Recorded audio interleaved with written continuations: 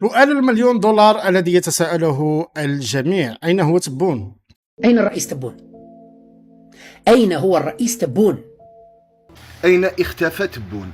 وين راه تبون؟ هذا أصبح سؤال في الجزائر. سبحان الله، رجعنا لوقت بوتفليقة. تبون راه داخل الجزائر، خارج الجزائر، مريض ماهوش مريض. وطبعا يخرجوا إعلاميين ويخرجوا ناس ويخرجوا وزراء. الرئيس يؤكد، الرئيس مهتم، الرئيس حاضر. وين راه الرئيس؟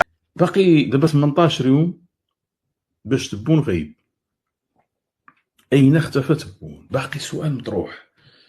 غادي يقول لي شي واحد تبون، لا نخرج يعني يقول تبون عطله. كيفاش عطله؟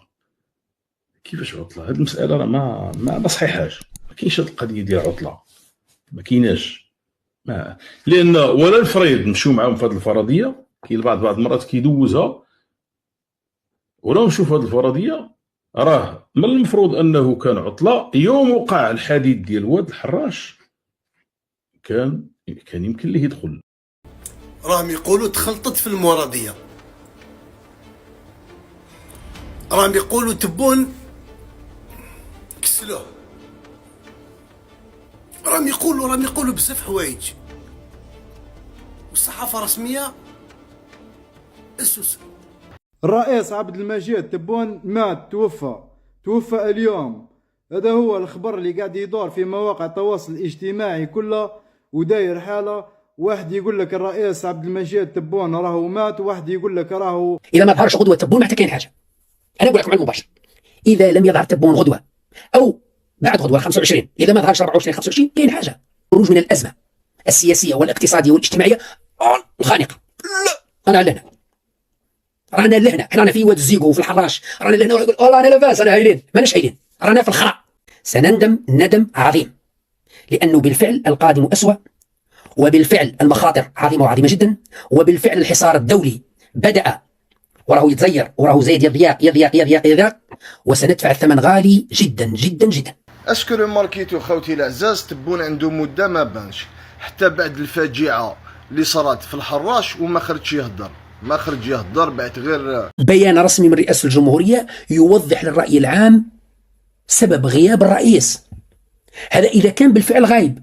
إذا كان بالفعل عطلة وراه في صحة جيدة، غدا 24 أوت من المفروض يظهر. إذا ما ظهرش غدوة تبون ما حتى كاين حاجة. أنا أقول لكم على المباشر، إذا لم يظهر تبون غدوة أو بعد غدوة 25، إذا ما ظهرش 24 25 كاين حاجة.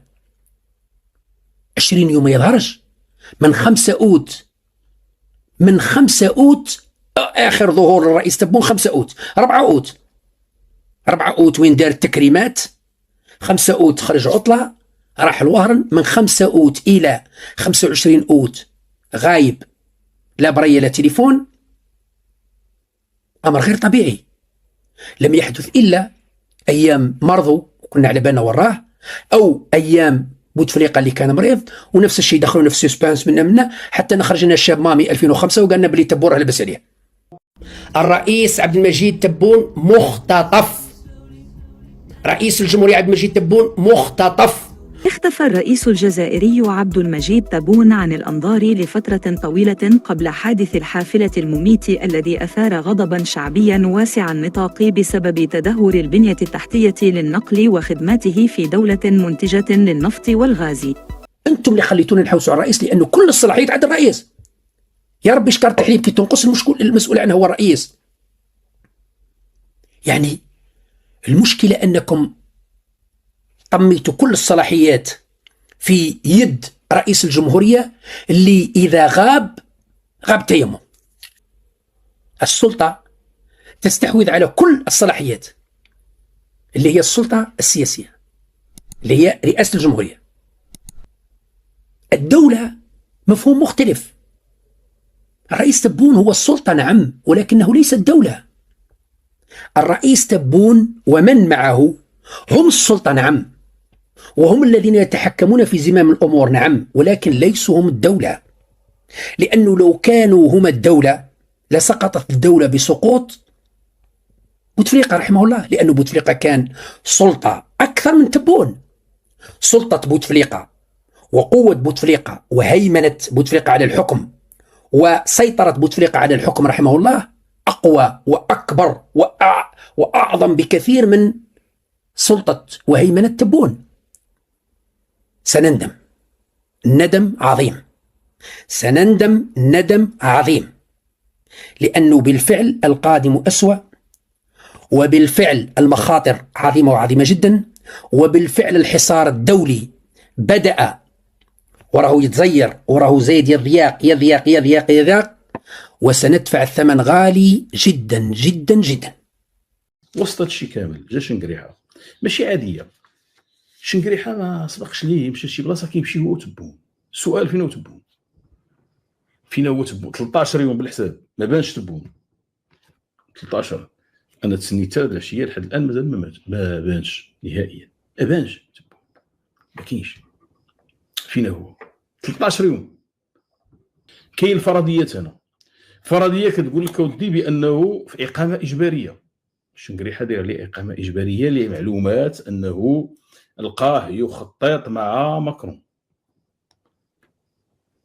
ولقاه بانه كان كيخطط انقلاب مع ناصر الجن ومع جبار مهنا. اذا داير ليه الاقامه الاجباريه ما كيخرجش. هذا حسب، واخا نشوفوه من بعد ما كيخرجش. كاين اذا اقامه اجباريه خطير. كاين الفرضيه الثانيه انه مشى في نفس الطائره اللي مشات فيها السفيره، لان مشات طائره رئاسيه وحده، طائره رئاسيه وحده مشات من الجزائر، مشات الى من مطار عسكري، مشات الى المانيا، فيها سفيره الولايات المتحده الامريكيه في الجزائر، وفيها قائد، هذا اسماعيلي قائد القوات البريه، وفيها المسؤول على المدير ديال الامن العسكري. هنا سؤال كاين البعض اللي كيقول لك معاه متبون مشى للعلاج وحاله حرجه.